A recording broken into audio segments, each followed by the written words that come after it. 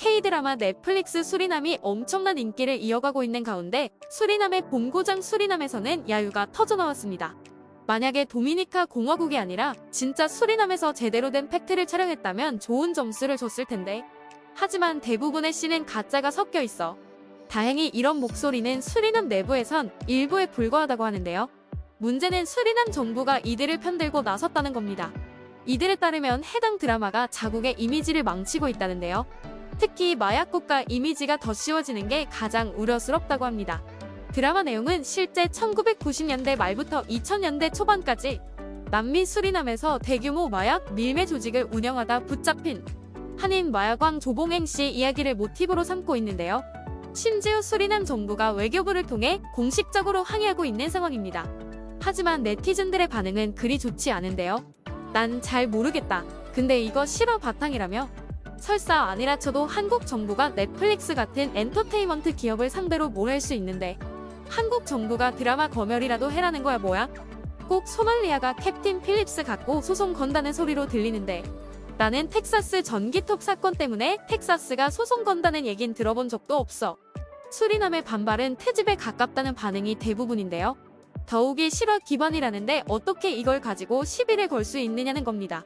수리남 현지 신문 수리남 헤럴드에 따르면 알버트 람딤 외교장관은 수리남은 지난 수년간 마약 운송 국가로서 나쁜 국가 이미지를 가지고 있었다.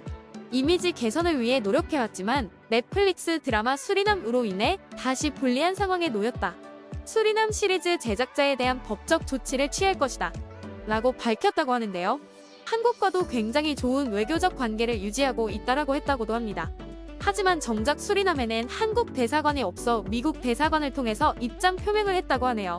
해외 네티즌 사이에선 오히려 수리남이 고마워해야 할 입장이라는 반응도 있었습니다. 적어도 수리남은 수리남이라는 나라가 존재한다는 것을 세계에 알렸잖아. 내 생각에 위키피디아는 지금 수리남 페이지 만드느라 바쁠걸.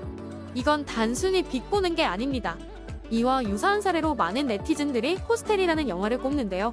호스텔은 슬로바키아라는 나라의 투숙한 외국인들이 겪는 비극을 다룬 영화입니다. 이 영화로 인해 슬로바키아의 이미지가 떨어지기는커녕 오히려 유명한 관광지가 되는 등 수혜를 누렸다고 하는데요. 이전 영상에서 다뤘던 남미 평론가들도 수리남은 문제없는 영화라고 했죠. 실제로 수리남 내부에서도 한국 드라마 수리남을 비판하는 사람은 거의 없다시피 하다고 합니다. 오히려 수리남 정부를 비판하는 모양새라고 하네요. 이렇듯 수리남 정부의 반응은 우리가 보기에나 해외 네티즌들이 보기에나 다소 황당하게 느껴지기만 하는 듯하네요. 영상이 도움이 되셨나요? 좋아요와 구독 한 번씩만 부탁드리겠습니다. 감사합니다.